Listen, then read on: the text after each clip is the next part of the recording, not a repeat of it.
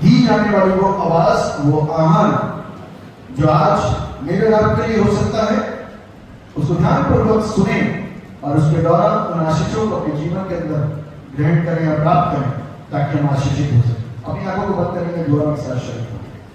सर्वस्मान और जमीन के खाली को मालिक हमारे जिंदा बाबा आसमानी, हम हृदय से आपको धन्यवाद देते हैं और ये प्रार्थना करते हैं पिता, कल रात आपने हमको मीठी प्यारी नींद दी, सुबह की भोर दिखाई, ताकि हम आपके भवन में आकर के आपकी स्तुति प्रशंसा कर सकें और आपके साथ में अपने रिश्ते को, अपनी जानकारी को और अधिकारी के साथ में बढ़ा सकें, ताकि पिता परमेश्वर आप हमें भी जान पाए और हम आपको जान पाए कि आपका हमारे जीवन से मकसद क्या और हमें क्या इस संसार में रहते हुए करना है। आप दया करके हम करता है वो बस सब लोगों के संग साथ रहिए, अपनी महिमा को इस्तेमाल करिए। मुझे नाचीज पर अपनी करुणा, अपनी दया को बढ़ाते हुए अपनी सेवकाई के लिए इस्तेमाल करिए। पवित्र आत्मा से भरकर इस वचन को, जो हमको हमारी जाती जिंदगी के लिए बहुत जरूरी और अनिवार्य है, इसको सुने, सीखे, समझे, जाने और सही तरीके से परमेश्वर इसका अपनी जिंदगियों में इस्तेमाल कर सके, ताकि हमारा जीवन दूसरों के लिए बेहतर एक आशीष बन सके। धन्यवाद प्रभु, आपने हमारी प्रार्थनाओं को सुन लिया। सारा महिमा गौरव आपको देते हुए इस दुआ को उद्धार करने वाले मुक्तिदाता प्रभु यीशु नासरी के नाम में मांगते हैं, जैसे सुनिए और कबूल कीजिए। आमीन। जब आप अपने समय स्थान पर बैठ जाए,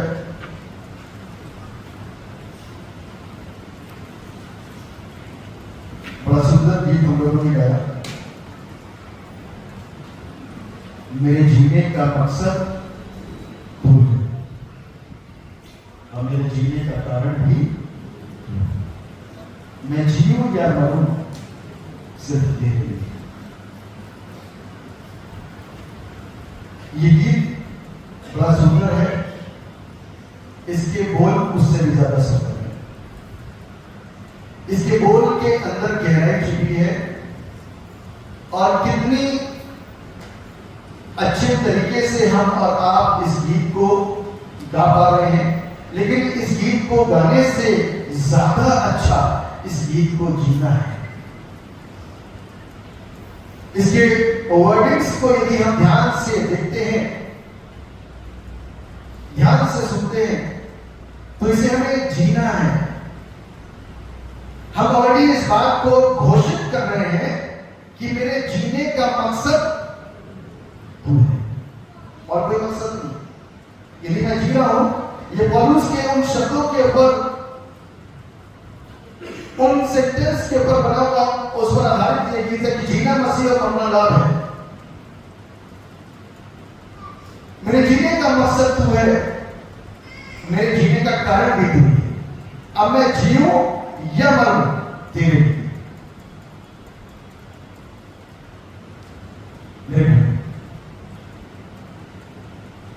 और यदि आज के हम संदेश को सुनेंगे तो विपरीत हो जाता है, क्योंकि बाइबल में से ही ये संदेश मेरे और आपके लिए है और मुझको और आपको हिदायत दी जाती है कि ऐसा ना करो। लेकिन ये गीत यदि मेरी जिंदगी का एक हिस्सा बन गया, जो भी हम लोगों ने गाया है मिल करके, तो शायद हम इस अध्याय के साथ और आज के वचन के साथ में न्याय कर पाएंगे। आज का जो विषय जिसके ऊपर हम और आप आज मनन करने जा रहे हैं, वो जज not and you will not be जज। दोष न लगाओ तो तुम पर भी दोष न लगाया जाएगा। मतलब कि यहां पर भी लिखा है और आप देखें और कोशिश करें समझने की, तो कुछ ऐसा नजर आ रहा है कि फॉर दैट है। यदि दोष लगाओगे तो तुम पर भी दोष लगाया जाएगा, फिल्म वहां चलनी शुरू हो जाएगी। जिस योजना के साथ में, जिस प्लानिंग के साथ में, जिस षड्यंत्र को रच करके किसी के ऊपर दोष लगाया जाता है, तो वो प्लानिंग वहां पर खुल जाएगी जब भी हिसाब होगा। इंसान का तराजू किसी और के हाथ नहीं होगा, उसी की इबादत कर रहे हैं और उसी से हम ये दुआ करते हैं, प्रभु तू सब जानता है, तेरे सामने हमारा जीवन खुली किताब के समान है और तुझसे कोई भी चीज छिपी नहीं है। तो इसलिए यहां पर जो आज का सबक है, जो आज की शिक्षा है,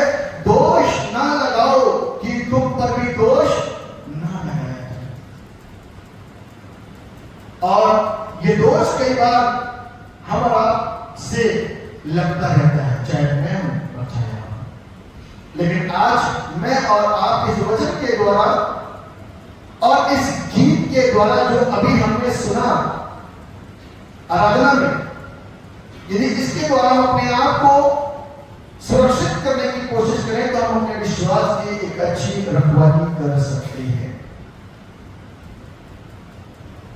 मैं सब निकाल लीजिए लूका रचित सुसमाचार उसका 6 अध्याय और उसके पहले पद 37 आयत के अंदर लिखा है, 37वें पद के अंदर, दोष मत लगाओ तो तुम पर भी दोष नहीं लगाया जाएगा, दोषी ना ठहराओ तो तुम भी दोषी नहीं ठहराए जाओगे, क्षमा करो तो तुम्हें भी क्षमा किया जाएगा, दिया करो तो तुम्हें भी दिया जाएगा। लोग पूरा नाप दबा दबा कर और हिला हिला कर और उभरता हुआ तुम्हारी गोद में डालेंगे, क्योंकि जिस नाप से तुम नापते हो उसी से तुम्हारे लिए भी नापा जाएगा। यदि हम दोष नहीं लगाएंगे तो हम पापी नहीं ठहरेंगे। यदि हम दोष नहीं लगाएंगे तो हम पापी नहीं ठहरेंगे। जब हम पापी नहीं ठहरेंगे तो वो मेरे ऊपर कैसे दोष लगा सकता है? ये शिक्षा है और इसको हमको सही रीति से समझना है। इसलिए क्या दोष ना लगाओ कि तुम पर भी दोष ना लगाया जाए। यदि हम दोष नहीं लगाएंगे, अंदर रखे रहेंगे तो हम पापी नहीं ठहरेंगे, और जब पापी नहीं ठहरेंगे तो मेरे आपके पर दोष कैसे लगाएगा? मेरी वाली रीत कैसे दिखा सकता है? झूठे सबूत तो नहीं रख सकता ना, क्योंकि तो परमेश्वर वो तो पवित्र परमेश्वर, और उसकी पवित्रता इतनी बड़ी है कि वो मुझको बचाने के लिए आया, मुझे नाश करने के लिए आया। बाइबल कहती है कि यीशु किसके लिए आया? धर्मियों के लिए नहीं, अधर्मियों के लिए, पापियों के लिए आया। प्रभु काय के लिए आया और किसके लिए आया? पापियों के लिए आया। और बाइबल के अनुसार हम सब पापी हैं, लेकिन पाप के अंदर ये एक ऐसा पाप है जो उंगली उठाता है दूसरों के ऊपर। क्या करता है? उंगली उठाता है, और जब ये उंगली उठती है ना तो ये बाकी की जो उंगली है वो मेरे अंदर होती है। इसीलिए बाइबल कहती है कि दूसरे के आंख का तिनका वो देखता है, अपनी आंख का लट्टा पहले चेक, क्योंकि हमको सामने देखना आता है, अंदर देखना नहीं आता है ना। हमको सामने देखना आता है, अंदर देखना नहीं आता। अंदर देखने के लिए खुदा के कलाम को उठाने की जरूरत है और इसको पढ़ने की जरूरत है और इसके अनुसार हमको जांचने की जरूरत है। इसलिए अंदर देखना तो खुदा का कलाम मुझको और आपको सिखाता है, वरना आज तक कौन अंदर देखेगा? बाइबल इस बात को सिखाती है कि मनुष्य के मन के अंदर जो भी उत्पन्न होता है वो बुराई उत्पन्न होता है। बुराई के अंदर ये भी एक बुराई है, बुराई के अंदर ये भी एक बुराई है। इसलिए अब जब से परमेश्वर का वचन पढ़ना शुरू कर दिया, सुनना शुरू कर दिया, सीखना शुरू कर दिया, ज्ञान अंदर आ गया, तो चीजें थोड़ी थोड़ी थोड़ी थोड़ी सही होनी शुरू हो गई। बाइबल खुल गई, और जब बाइबल खुल गई तो हमको अंदर देखना है कि हमको पता चल गया पाप किसको कहते हैं। जब पाप समझ में आने लग गया तो हमने अपने आप को नियंत्रित करना शुरू कर दिया कि भैया हमको अपना न्याय देना है। बस छोटा सा बात, किसी के कोई तकलीफ हुई, छोटा सा एक धरना आ गया, हमने नजरअंदाज कर दिया, वो इतना बड़ा हो गया, हमने कहा ठीक हो जाएगा, वो इतना बड़ा हो गया, अरे अब तो पड़ोसियों को भेजने लग गया वो, यानी इसकी जांच करो। जांच के अंदर निकल के आ गया कि ये तो सीए है। अब जिसके अंदर एक फोड़ा जो कैंसर बन चुका है, उसने कहा भैया अंदर दोष लगा दो पड़ोसी के ऊपर, लगा पाए नहीं लगा पाए। अभी उसको अपनी मौत दिखाई देती है। कैंसर, एड्स ऐसी बीमारियां हैं, जब डॉक्टर हाथ खड़े करते हैं ना, बस डर ये लगता है कि डॉक्टर कहीं कहना कहते कि तीसरी स्टेज पर आ चुका है या दूसरी स्टेज पर आ चुका है। क्योंकि कहीं ना कहीं दिमाग के अंदर सेट है कि कैंसर ठीक नहीं होता, एड्स ठीक नहीं होता, और बिल्कुल सही बात है। लेकिन जिस दिन ये बीमारी अंदर घुस गई,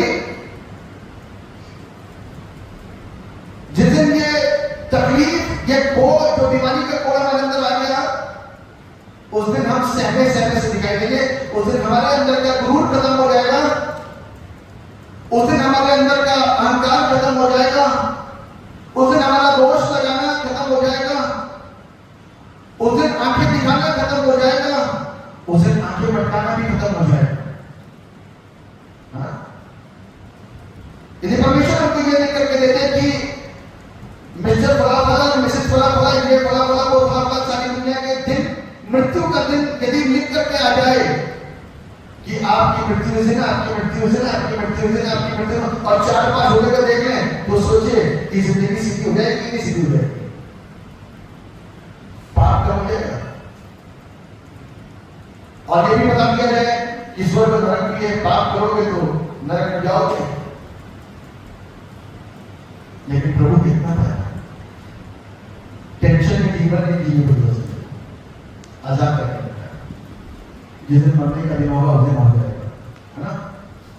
टेंशन में हमको नहीं रखा, लेकिन हम आज उसकी सुन नहीं रहे। हम उस वचन की आवाज जो आ रही है उसको हम सुन नहीं रहे। कोई है जो ये क्या, भैया, भाई बहन, बेटा बेटी, तुमसे एक गुजारिश है, मेरे अंदर तुमको कोई भी दोष दिखाई देता हो या पाप दिखाई देता हो, तुरंत बताना ताकि मैं उसको करेक्ट करूं। है कोई बोलता है कि मेरे अंदर तुमको जो भी गुनाह, जो भी अपराध, जो भी दोष, जो भी गलती आदत दिखाई देती है, तो बता देना ताकि मैं सही कर सकूं। वही नहीं है। हम यहां देखते ही हम वहां देखते हैं, दिखता है, दिखता है। उनके बच्चे ऐसे, उनके घर में ऐसा, उनकी चीज ऐसी, बिल्कुल है। लेकिन हम अभी उनकी जिंदगी के न्याय नहीं बने। एज पर द बाइबल, हम और आप किसी के जिंदगी के न्याय नहीं बनाए गए हैं। बाइबल हमको सिखाती है कि दोष मत लगाओ कि तुम पर भी दोष न लगाए जाए। और हम और आप से कई बार अनजाने में यह अपराध हो जाता है। आपको मालूम है, जब बड़ी दुआएं होती, कोई कन्वेंशन होती, बड़ा स्पीकर आता है, नाम ही गिराना, सुबह आप पहुंचते हुए पहुंचते हैं, फिर प्रोफेसी होती है, फिर जिसने मेरा नाम लिया जाए, हमको भी उठा लिया जाए। यदि प्रोफेसी 4 लोगों की जिसको हम जानते हैं सही हो गई ना, तब हम चुपने लगते हैं, अपने चेहरे को छुपाने सही ना बताते। किसके विषय में सही बताया गया मालूम है? हन्ना सही। जब आत्मा ने पतरस के ऊपर सच्चाइयों को उड़ेला, हन्ना के विषय में, हन्ना के विषय में और सदीका के विषय में, तो उसकी वो मूर्ति बंद हो गई, वो चुप हो गया कि जी मैं ये बात करके बैठा हूं, मैं तो लेकिन धर्मी हूं, मैं तो अच्छा काम कर रहा था, अपनी जेब में से निकाल करके कुछ पाठ दे रहा था। अरे कुछ पाठ देने की बात नहीं है, तो पूरा पाठ देने की बात थी। तुमसे कहा कि किसने कहा तुम दो दिखावा। आज की तारीख में माफ कीजिएगा, बहुत लोग जो वचन के अनुसार चलते हैं, चुपचाप से गुप्त में परमेश्वर के लिए, परमेश्वर के भवन के लिए होकर जाते हैं। उनको मालूम है कि ये परमेश्वर को डायरेक्ट नहीं जा रहा, लेकिन परमेश्वर के बढ़ते हुए कामों के लिए जा रहा है। इसलिए वो चुपचाप से मुट्ठी बंद करके, चुपचाप से बात करते हैं और दे करके चले जाते हैं, नाम नहीं चाहिए। लेकिन बहुतों को नाम चाहिए, बहुतों को नाम चाहिए। इस अनन्या को भी नाम चाहिए था। पता चल जाए कि हमने जो अपनी प्रॉपर्टी का हिस्सा पर बेचा है, आधा चर्चों ने दिया, लेकिन ऐसा तो था ही नहीं। उसने आधा छिपा के तो आधा दे दिया था। जो छिपाया था ना, वो गलत काम किया था। वो सोच रहा कि किसी को पता ही नहीं चल पाएगा। पवित्र आत्मा की शक्ति का अनुभव आज के मनुष्य विश्वासियों को नहीं पता या कम आंकते हैं। पवित्र आत्मा की सामर्थ और उसकी शक्ति को कम आंकना या नजरअंदाज करना आज की तारीख में महंगा पड़ सकता है, जैसे उस दिन में हुआ। इसलिए बाइबल कहती है सारे पाप क्षमा, लेकिन पवित्र आत्मा का माहौल यदि उड़ाएगा तो वो क्षमा नहीं किया जाएगा। इसीलिए दोष मत लगाओ कि तुम पर भी दोष।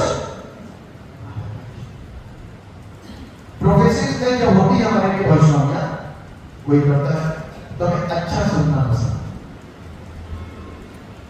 एक बार की बात है, एक आराधना हो रही थी, एक को परमेश्वर ने छू लिया और प्रार्थना से जबरदस्त भर करके प्रोफेसी हुई।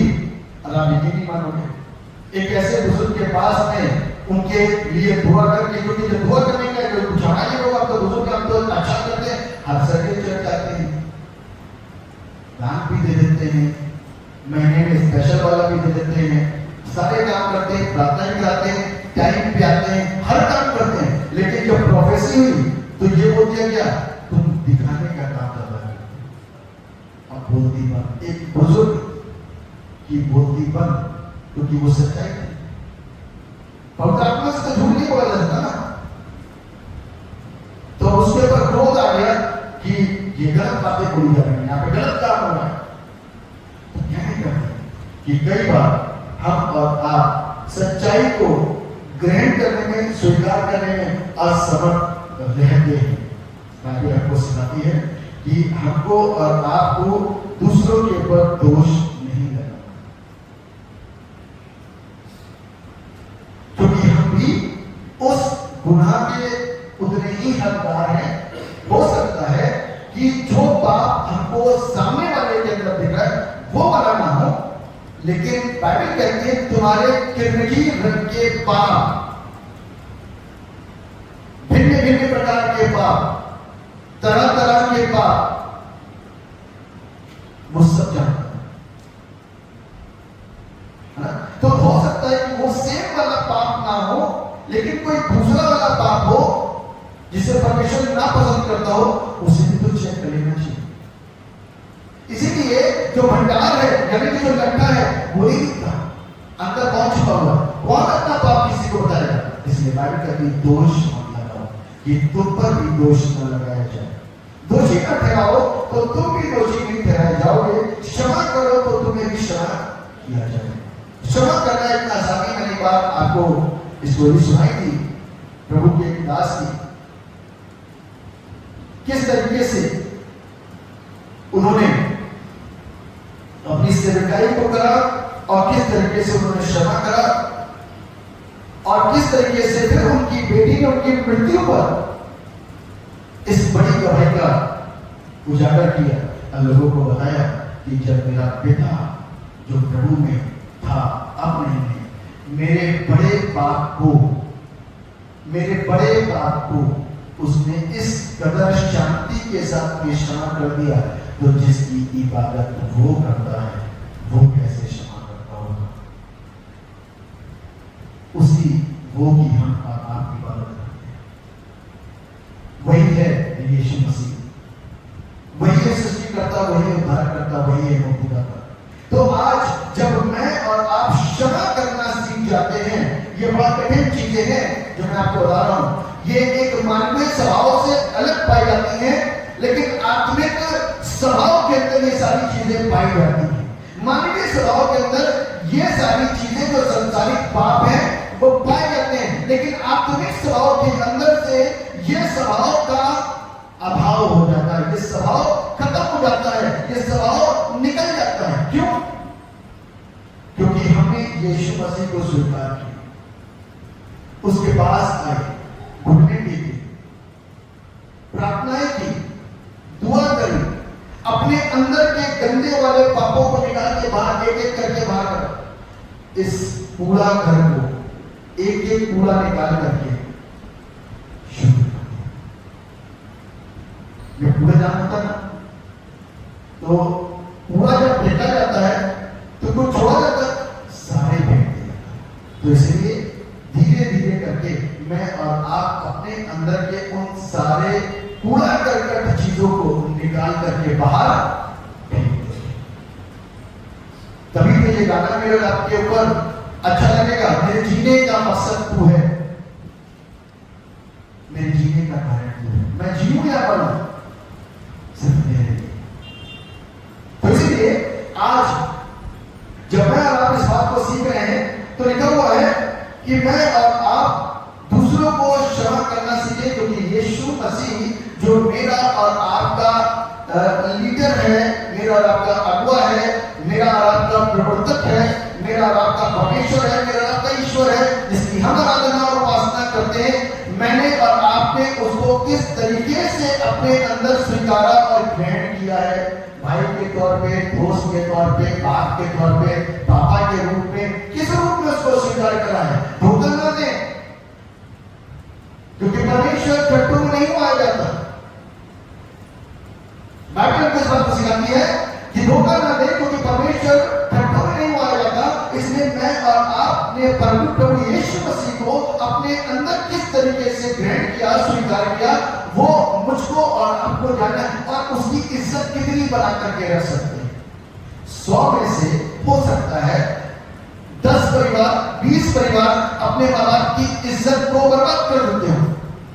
100 में से 20, लेकिन 80 तो संभाल के रखते हैं, 70 तो संभाल के रखते हैं। आज मैंने यीशु मसीह को, जो हमारा धर्म गुरु है, हमारा प्रवर्तक है, जिसको मैं और आप मानते हैं, उसकी इज्जत में और आप कितनी बचा करके रखते हैं। कुछ तो उसकी इज्जत खराब कर ही देते हैं, लेकिन कुछ लोग किस तरीके से उसकी इज्जत बचाते हैं मालूम है? वचन का पालन करके। कैसे करके? वचन का पालन करके। क्योंकि मैं प्रभु यीशु याद आता है, गुनाह करते हुए, पाप करते हुए, लक्ष्मण करते हुए, वो विचार करते हुए, हमको हमारा परमेश्वर याद आता है कि वो मुझे देख रहा है, वो मुझको देख रहा है। इसलिए हमको और आपको इस चीज को सीखना है। ये परमेश्वर का भवन है, तो बाहर की प्रॉपर्टी भी इसकी परमेश्वर के भवन है, इसी से जुड़ा हुआ है। मालूम है, जब लोग प्रॉपर्टीज को खरीदते थे, मिशनरीज चर्च में आते थे, महसूस करते थे, आसपास के हिस्से को महसूस करते थे, ताकि यहां पर पवित्रता बनी रहे, शुद्धता बनी रहे, मान और मर्यादा रहे इस क्षेत्र का, और यहां पर सच्ची आराधना, सच्ची उपासना हो सके और प्रभु को महिमा मिल सके, और आने वाला हर एक आगंतुक आराधक जमीन पर पैर रखते एक अलग एहसास को अपने अंदर महसूस कर सके। लेकिन इस मर्यादा को गंदा करना या बिगाड़ देना मेरे आपके वश में, चाहे तो कर दे और चाहे तो संभाल ले। बाइबल को पढ़ते हैं 39 पद में लिखा, फिर उसने उनसे एक दृष्टांत कहा, क्या अंधा अंधे को मार्ग बता सकता है? क्या दोनों गड्ढे में निकलेंगे? ये हकीकत बात है कि दोष लगाने वाला सिखाने चला है, यानी कि खुद एक पापी दूसरे को क्या कर रहा है? सिखाने के लिए चल दिया कि आज मैं तुमको परमेश्वर का वचन बताता हूं। उसे खुद नहीं आता। He is also blind. सामने वाला तो ब्लाइंड है, तभी तो दोष लगा रहे उसके ऊपर। लेकिन हम ये बोल रहे हैं कि हम भी ब्लाइंड हैं। तो एक अंधा दूसरे अंधे को कभी भी शिक्षा नहीं दे सकता। एक जगह आकर के विराम हो जाएगा, वो विराम किसी गड्ढे में होगा और गड्ढे में गिर जाएंगे। तो इसीलिए बाइबल के अनुसार मुझको और आपको एक ऐसे सज्जन व्यक्ति के पास जाने की जरूरत है, एक ऐसे गुरु के पास जाने की जरूरत है, एक ऐसे प्रभु के पास आने की जरूरत है, जिससे हम सुनने के लिए अपने कान समीप लेकर के आए। उपदेशक उसके 5वें अध्याय के अंदर लिखा हुआ है, जब तुम परमेश्वर के भवन में आओ तो सावधानी से आना और सुनने के लिए अपने कान समीप लेकर के जाओ। क्या सुना रहा है, क्या सिखा रहा है, क्या समझा रहा है, क्या बता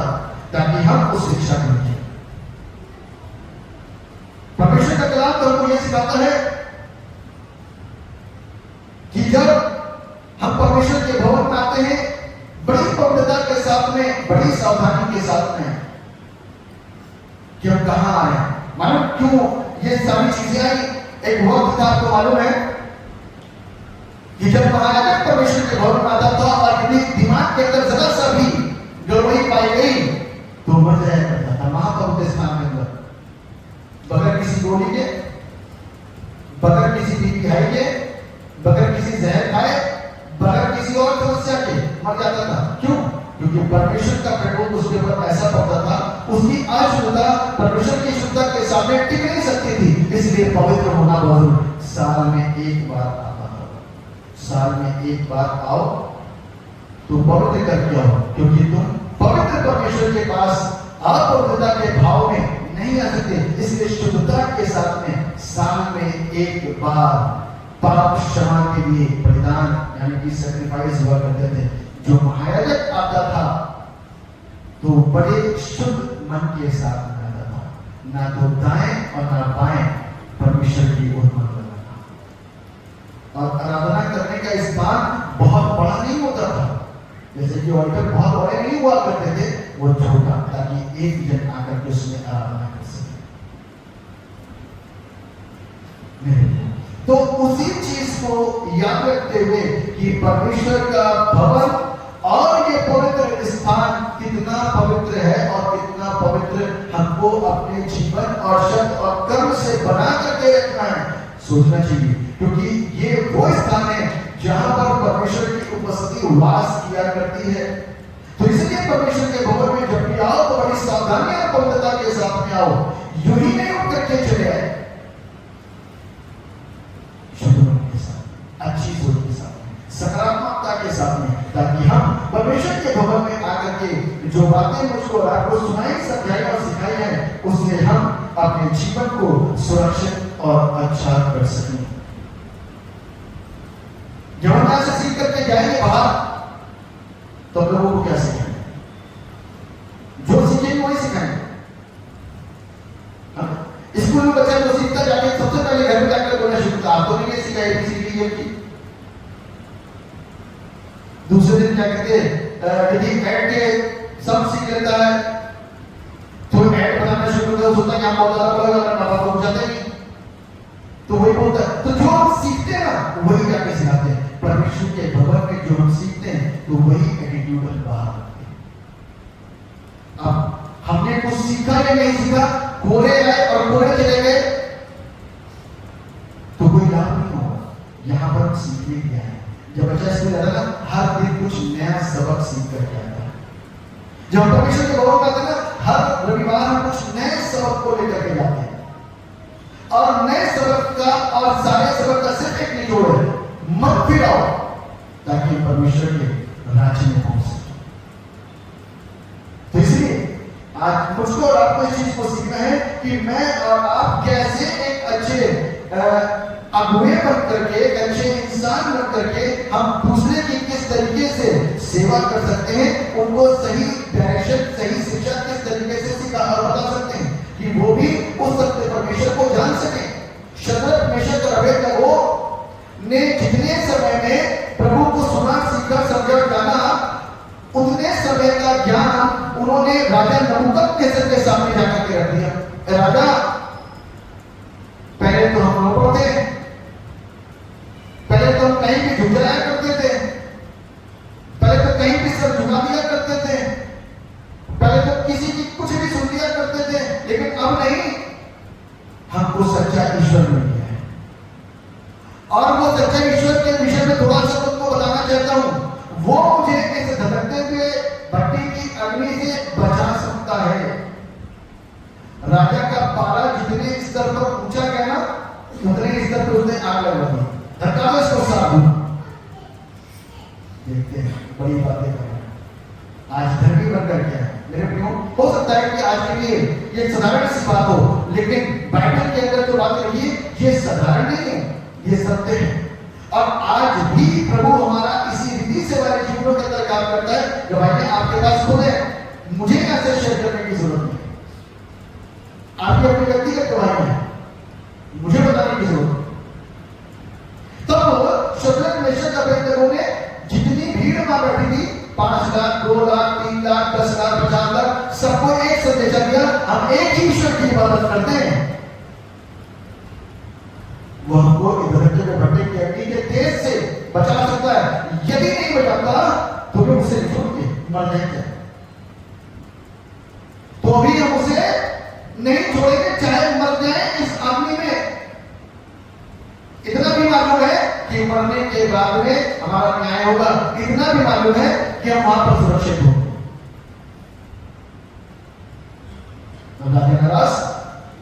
धतुआ ने साथ सुना और बाइबल ऐसा बताती है कि परमेश्वर का पुत्र वहां पर पहुंच गया और क्या कर रहा है, घूम रहा है।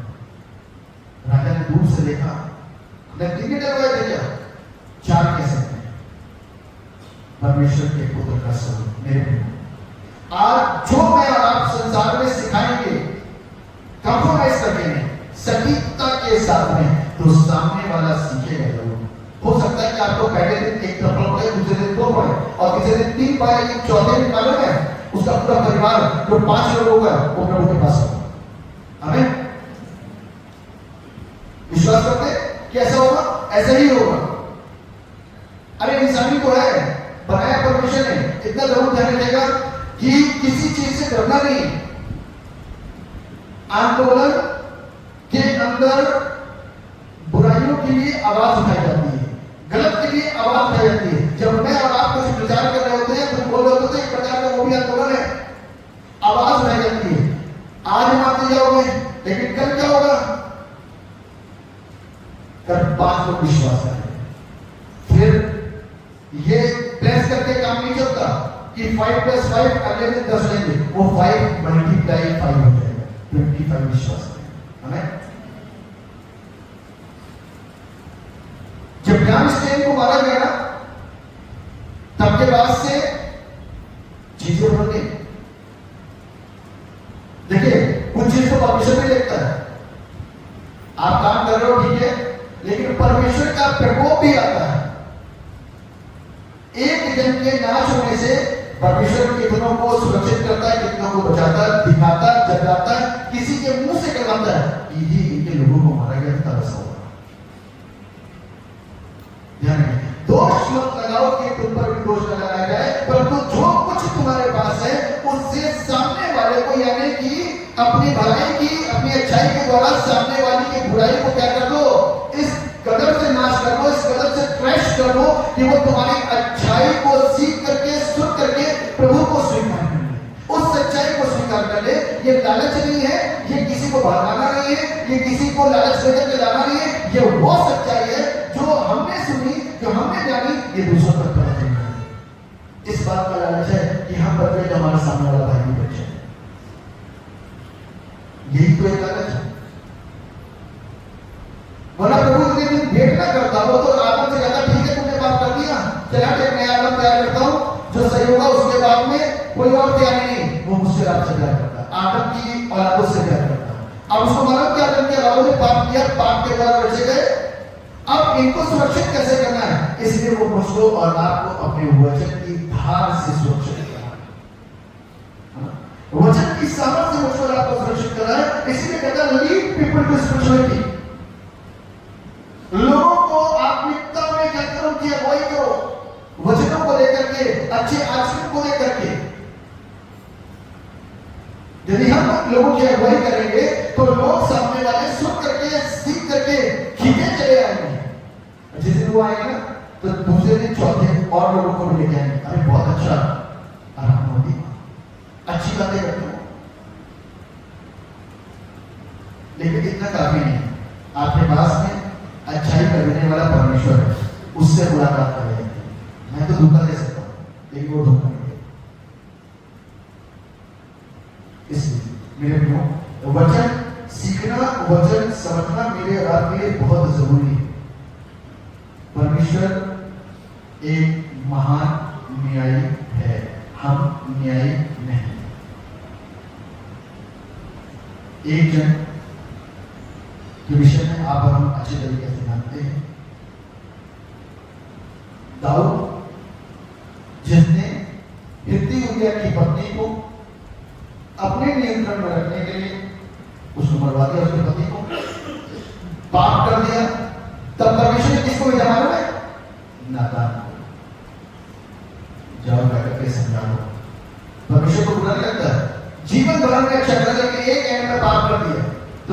को नहीं लगता कि लगते और इसको किस तरीके से बनाना चाहिए।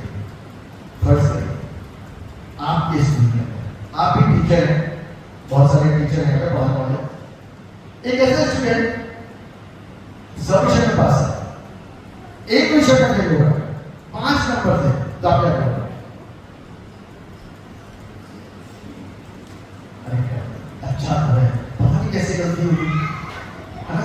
अच्छा तो है, जब आप सोच सकते हो तो वो नहीं सोचता होगा, है ना? जब आपने कहे कि पास कर लेंगे तो वो नहीं चाहता कि पास करना था, तो भेज दिया बेटा इसको पास करवाना, इसको बताओ तो सही क्या करके क्या करना है। तब दाऊद बैठ गया उपवास में, प्रार्थना में, प्रभु को अपना सारा दुख सारा दर्द बता दिया। प्रभु मुझसे बहुत बड़ा मिस्टेक हो गई है, अब नहीं होगी, माफ कर दीजिए, आप ही न्यायी हो, मेरा न्याय आपके हाथ में है, मैं तो मर जाऊंगा। नरक के विषय में सुना, बहुत खतरनाक है, बहुत खतरनाक है।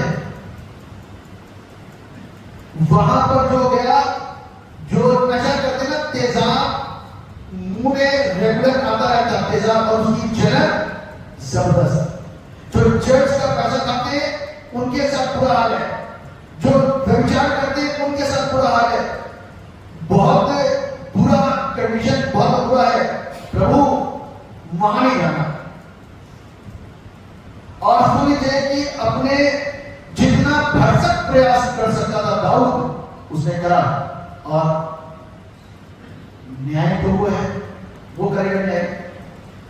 लेकिन मैं विश्वास करता हूं कि कोई अपने पाप को पब्लिक में मांगता है तो परमेश्वर क्षमा करता है, और उसके बाद वो पाप को छोड़ देता है तो प्रभु क्षमा कर देगा। क्षमा तो यहोवा स्मृति भी होता, लेकिन उसने, क्योंकि जब परमेश्वर क्रूस पे टंगे हुए सबको क्षमा कर रहा है तो क्षमा तो हो ही जाता, उसकी भी क्षमा हो जाती। लेकिन उसने मालूम क्या करा, उसने सोचा कि अब मैं प्रभु को मुंह कैसे दिखाऊं, तो इसलिए मैं समाज को बताना चाहता हूं, यदि कोई शर्मसार है अपने पाप से, यदि कोई शर्मसार है अपनी गलतियों से, यदि कोई शर्मसार है अपने गुनाहों से, यदि कोई शर्मसार है कि 5 साल से परमेश्वर के भवन में है, तो चिंता मत करिए, प्रभु के भवन में उसके पास में आ जाइए और अपनी हर एक चीज परमेश्वर के सामने रख दीजिए, क्योंकि वो मुझको और आपको क्षमा करने में सक्षम है। यहूदा स्तुति मत बने, क्योंकि यहूदा स्तुति ने सोचा कि परमेश्वर को क्या चेहरा दिखाऊं मैं जाकर के, इतना बड़ा पाप कराना है। लेकिन प्रभु ने क्या करा कि मांगो तो तुम्हें दिया जाएगा, ढूंढो तो तुम पाओगे, भटको तो तुम्हें ढूंढा जाएगा। बेचारा मांग ही नहीं पाया, पहले अपने आप को सुसाइड कर लिया, सुसाइड कर दिया, मर गया, मौका ही नहीं दिया प्रभु को काम करने के लिए। अब प्रभु को बुरा नहीं लगेगा कि ये 12 मेरे साथ रहते थे, बुरा नहीं। इसलिए मुझको और आपको एक चीज की, जो भाई हमारा निर्बल है विश्वास, उसको अपनी संगति दे। रोमियो की पुस्तक में, रोमियो उसका 14 है और उसके पहले पद में लिखा, जो विश्वास में निर्बल है उसे अपनी संगति में ले लो, परंतु उनकी शंकाओं पर विवाद करने के लिए नहीं।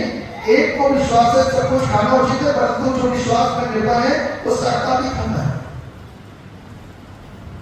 एक खाना बड़ी इंपॉर्टेंट चीज होगी, क्या खाएं और क्या ना खाएं।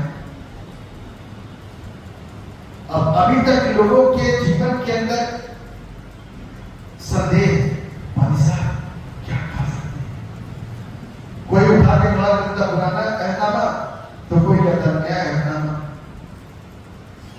कैसे खाना जाए पानी। अभी तक शक के दायरे नहीं है।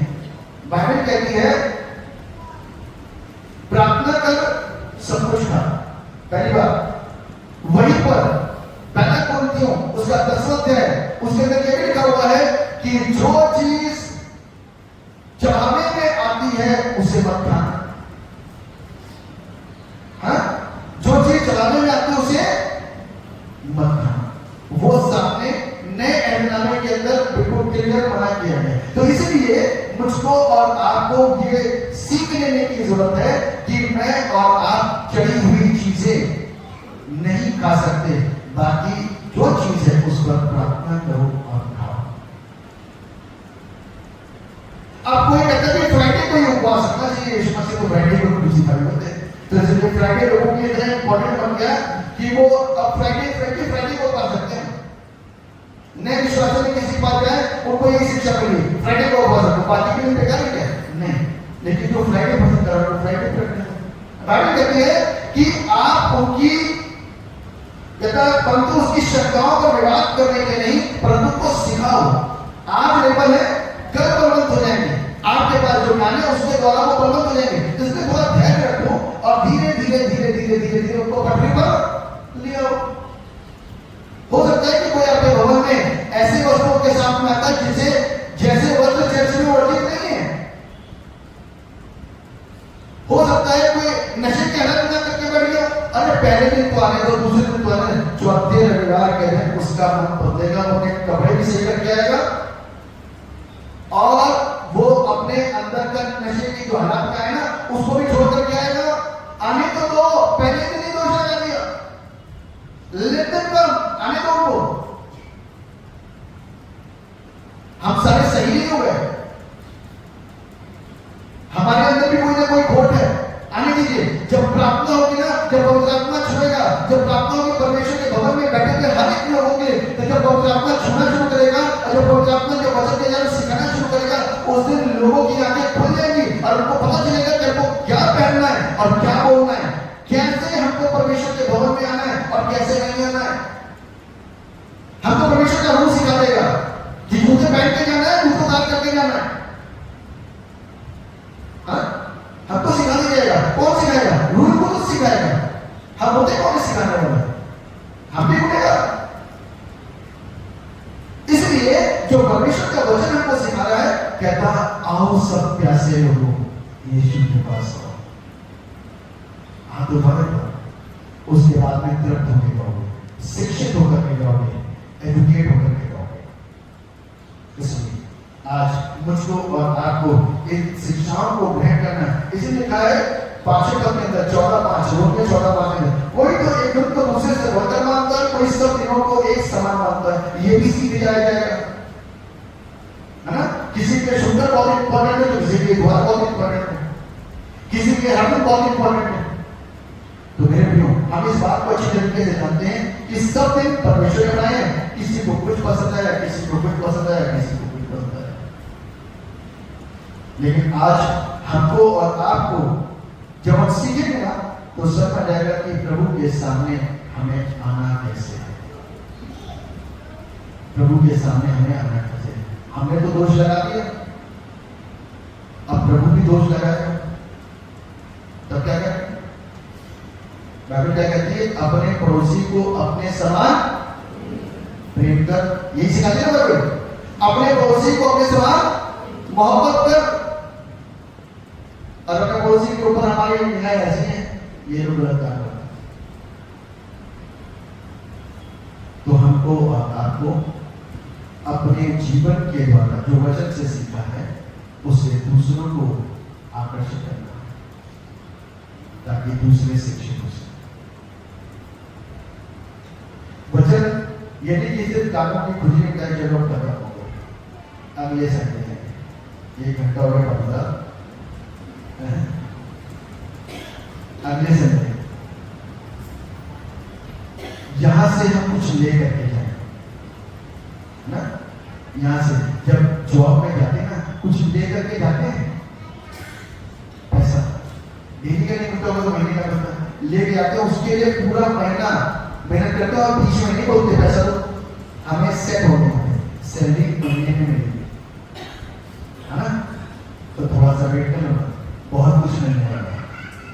पवित्र आत्मा भी मिलेगी, आशीष भी मिलेगी और लोगों को जीतने वाली ताकत भी मिलेगी, ताकि हम और आप दूसरों को परमेश्वर के वचन की सामर्थ्य से जीत सकें। परमेश्वर के वचन के द्वारा सबको आशीर्वाद करते हैं और अपनी महिमा के बहुतायत के साथ दुआ। सर्वशक्तिमान परमेश्वर, हम आपको धन्यवाद देते हैं और हम इस बात पर विश्वास करते हैं जो बात हमने अपना उजागर नहीं किया उसे आपने देख रखा है, उसके ऊपर दोष लगाया है आपकी ओर से। अपने सामने वाले भाई को दोष लगाने के बजाय नादान के समान सिखाने के लिए समझाएं, और ऐसा समझाएं कि हम भी काफी हैं, हम भी अपने आप को सुरक्षित कर रहे हैं, अपने विश्वास की अच्छी रखवाली कर रहे हैं, तुम भी ऐसा करो। यदि हम इस तरीके से शिक्षित किए जाएंगे और सिखाने वाले बन जाएंगे तो बहुत जल्द परमेश्वर के काम की बेदारी होगी, उसके नाम की बेदारी होगी, और लोग उस सत्य को जानेंगे जो सत्य अभी भी कहीं ना कहीं दबा और छुपा हुआ है। प्रभु आपसे प्रार्थना है कि हम एक अच्छी गवाही के साथ में खड़े हुए हैं, ताकि प्रभु आपको महिमा मिल सके, लोग उस सत्य को जाने और सत्य उनको स्वतंत्र और आजाद कर सके। धन्यवाद करता, आप आजाद करने के लिए आए हैं। लोग बंधनों में हैं, लोग अज्ञानता में हैं, लोग अशिक्षित हैं। उन अशिक्षित लोगों के लिए प्रभु आपने जो हम लोगों को जो चर्च के लोग तैयार कर रहे हैं, युवाओं के बीच में युवा, बड़ों के बीच में बड़े, बुजुर्गों के बीच में बुजुर्ग, बच्चों के बीच में बच्चे, पुरुषों के बीच में पुरुष, स्त्रियों के बीच में स्त्री काम करें, ताकि हमारे अच्छे जीवन के द्वारा और अच्छी शिक्षा के द्वारा लोग शिक्षित किए जा सके और वह शिक्षा। धन्यवाद इस बात के लिए था कि आप प्रार्थना को सुनते, आप अपनी दया को हम सबों के ऊपर बनाइए, ताकि हम अपने अंदर एक अच्छे स्वभाव को धारण करें और आनंदित और आशीषित हो सके। सबके साथ हो, सबकी सहायता, सारा आदर, सारी महिमा, सारा आपको दुआ का उद्धार करने वाले मुक्तिदाता प्रभु यीशु मसीह के नाम में मांगते हैं, जैसे सुनिए और